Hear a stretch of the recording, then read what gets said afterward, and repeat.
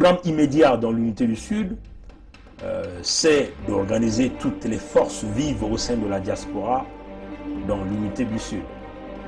Donc, il y aura une grande réunion qui sera ouverte à tout Congolais.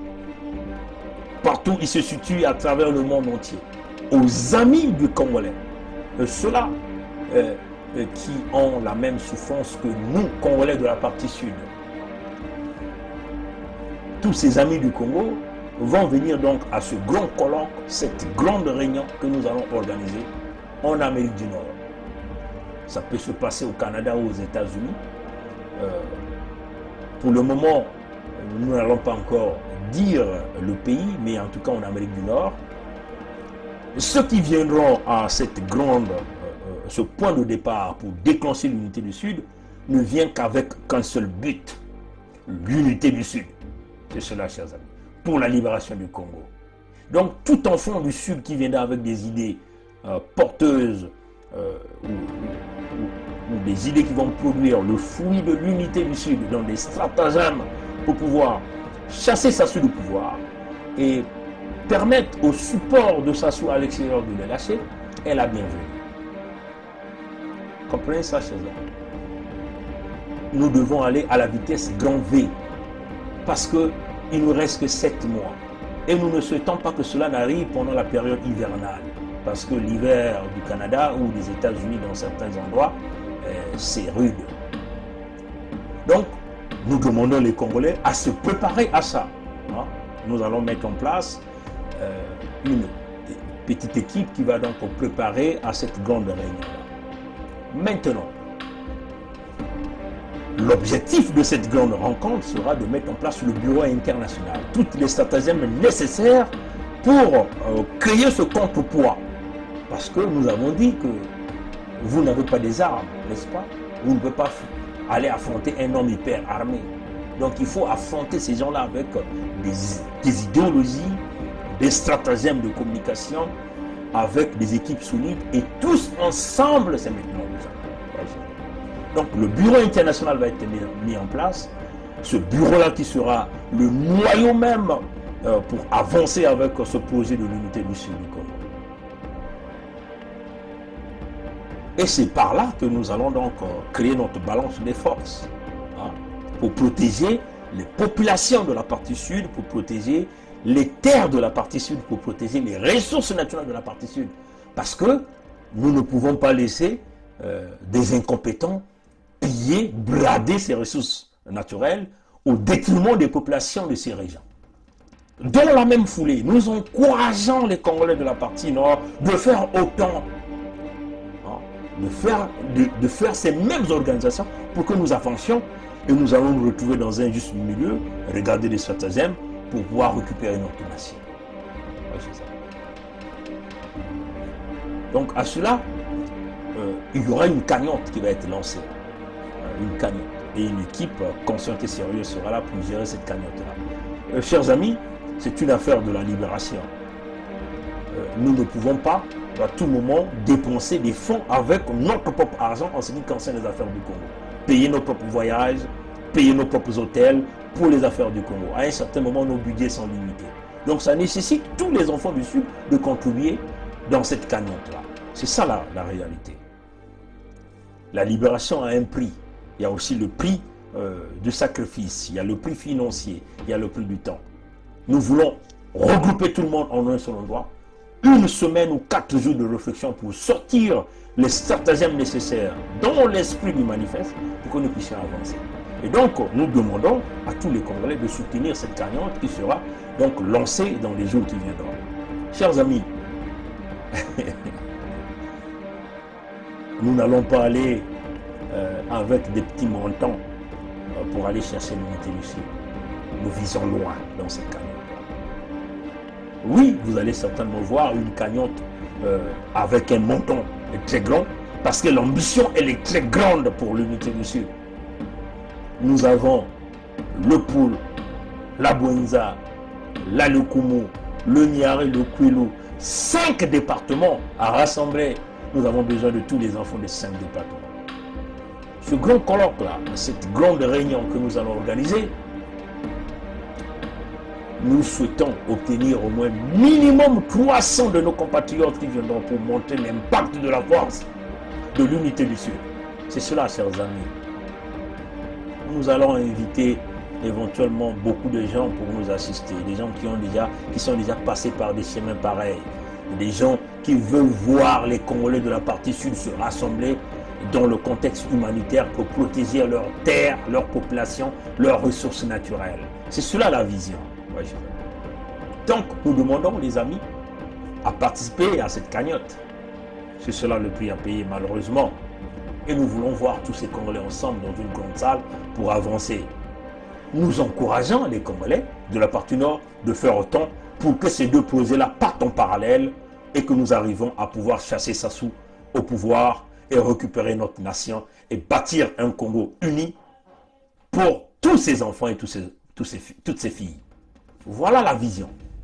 Tata na mama betvani kutuba mambo ya ngwisani kuna na isi na suda ya Congo ya kelete betoke kubokila bampangi nyonso ke kukatuka na bwala ya mputu baina mpe kenda ba moyen ya bao katuka na mbanza ya Congo ke kukwiza na mbanza Amerika ya Zulu na kusolola wapi mukindu betoke kutula mayela ya beto na kubumba ba population ya beto kuna na suda ya Congo na kubumba bantoto ya beto ina nkadiampe mamutantu mukuyu kena kutekisa na kubumba mpe babimvwama ya beto ina nzambi ya lulendo kuza kutula na isi ya ntoto kuna na suda ya Congo. Donc bampangi na keko katuka na bambanza nyonso baina ke kwiza na ngwisani na mbongi na beto kusala kwa kuna Amerika ya Zulu ya baina nyusuke kukwiza baka kukwiza kaka na kuza kutuba ngwisani wapi mutindu beto kubika kuswana beto na beto wapi mutindu beto kutunga beto na beto wapi mutindu beto kunata zola yenge kiese kintwadi kuna na suda ya Congo yake ni mutindu ina si beto me kusala ya uve yake bana mpasi ya ime kuma ndangu ya kukwenda na nswalu nyonso beto me kulala mapongi mingi na kati ya beto mpe me kulalisa bampangi ya ime kuma ndangu ya kuvumbula mboma ina vani kulala nge mpangi ya munu nge mama nge ntwenya nge tata muntu ya kaka vele na kuza kubasa Kongo na kati ya mpati beto bana mekuzwa mwama yindu ina na kunata ngwisani samuti na leri ya ntama beto mekunwana mpe mingi beto na beto mekufua pe bampangi mingi beto na beto mesi beto kutatamana kaka na nzila yai mpeleko beto ke kumanisa kuna na isi ya Kongo beto kubasaka mukanda ina beto vani kubasaka beto vani kubukila manifeste na ku manifeste ya kele projet ya nene samu na kutunga Kongo ya mundimba kasi na kutunga Kongo ina ya kele pele koti bana ya Zulu mekukota na kintwadi bana ya isi mekukota na kintwadi ya makedika epi beto mekuiza na katikati kusolola kutuba watu mutindu beto kudiatila na Kongo na kuenda na ntwala kupesa bamadia kunata na bisalu kupesa diaka zola yenge kese kintwadi kuna na kati ya Kongo pe kuvutula buzitu ina baba ni kupesa na bwala ya beto ya le Kongo na bantu ya isi ya nzenza yake ni mutindu ina ni kuna beto mekutubati bampangi ya Zulu bao kusala ngwisani ya bao beto kuzaba tibaye kaka kena ngwisani kuna me ya mayela ya mpuku kaka ya kubaka kimfumu kuyiba bambongo me bakele vena ngwisani ya yenge ya kese kintwani bakaka mpe na Zulu kena kutala mpasi bao mpe bakukota na kati ya ngwisani ina me yai kia kele tete na beto bantu ya suda ya Kongo ngwisani ina reunion ya nene muziki ya nene kusalama awa na mbanza ya Amerika ya Zulu bampangi kukatuka na baisi nyonso bakekwiza même si bakele kankama kekukwiza ya kele diambuve beto kena kukubawa na kuyamba bao sans beto solola wapi mutindu beto ke kubumba ba population ba ntoto beto ke kubika kunwana na beto ke kukeba ba bimvwama samuti ndandu ya kubasisa bimvwama ina isi ya ntoto kutunga ba bwala kuna na suda yako yake ni mutindu ni kuna fo beto kukwenda na nsalo nyonso samuti nkadia mpemba mutantu mukuyu kele deja la projet ya yandi na bavoti ya yandi ya mayuya ya muyibi yina yani kena kuprepare kuna na Congo. Mais beto que kundi madiaka ve. Que baku yiba, baku fwa bantu ya beto, baku tekisa bantoto ya beto, beto me kumanga. Nikuna beto kuna kulomba na beno.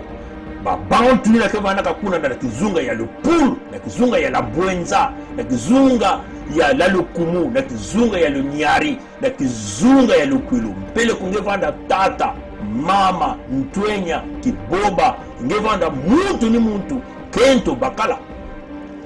Ngile na kumanga ve ngwisani yai yakele nzila ya mpunusu, yakele yina ke kubasisa beto na kati ya mpasi, yakele nina ke kunata kintwadi ke kupesa yenge zola na kati ya beto.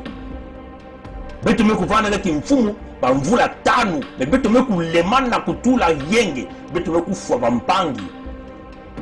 Metala bao bame kuzwa kimfumu bame kumutisa ba mvula 13 kuna.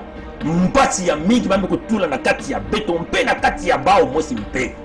Bame kumvua, bame kumanda bimvuama, bame kuyiba nyonso, bimvuama nyonso bakena kubaka kuna na isi, kena kusadisa kaka na zutaka dikamba ya nkadia mpe mamutantu mukuyu. Kuna zulu mpe bayakaka mpe kele na kati ya mpasi mpe.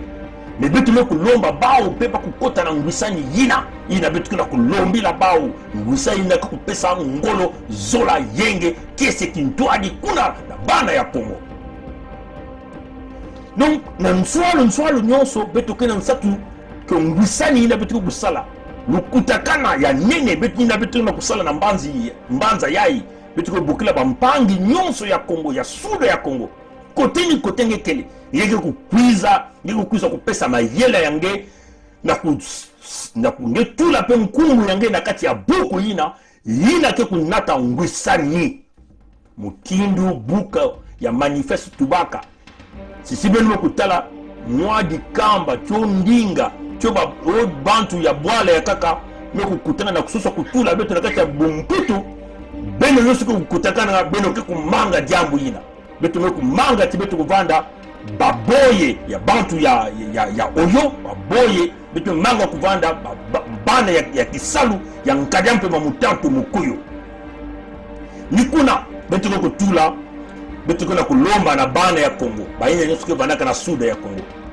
beto kutula mwa cotisation ya fieti yina ikena nge kutula samuti yake pesa beto luve ya kufuta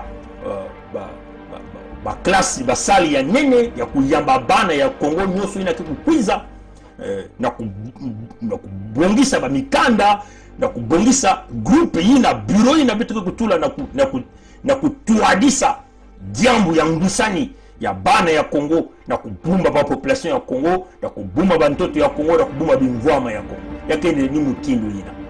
Donc na bilumbu ke kukwiza betu kutula yao na singa ya internet bahina nyoso kuzola kukabula sama kukwenda na ntwala betu beno kusala betu kukwenda na ntwala beno kuzabati diambu ya kubasa bwala na mpasi ke kulombaka bantu nyoso bakutelama bakutula mwaji boko sama betu kwenda na ntwala muntu mosi ke kuyiba mbongo ya beno ikeleve dima nyoso ke vanda ya kutonika mutindu betu kusalaka yao mutindu betu beno kusadisaka betu na kuede mpangi ya betu tata ayatonga mwana ya makwa mutindu beno kupesaka beto mpe bandambu ya beno kusadisa mpangi ya beto ya bazinjinye 240 roloni tu beto ke kulakisa ba mikanda na kulakisa beno ti beto keleve ba miyibi beto kele bantu ina ke kunata makedika to kunata mambu ya mbongo beto ke kulakisa beno ba mikanda mutindu bima nyoso ke kwenila matondo na ngwilu ya mbote beto ke kwena na nswalu nyoso samu diambu ya ikusalama. Donc batata beno kubama kisika beno kele wisani kivuka ina renyo ina mbongi ina ke kusalama na mbanza ya Amerika ya kwa kuna zulu matondo mingi. Que les esprits nous accompagnent dans cette lutte.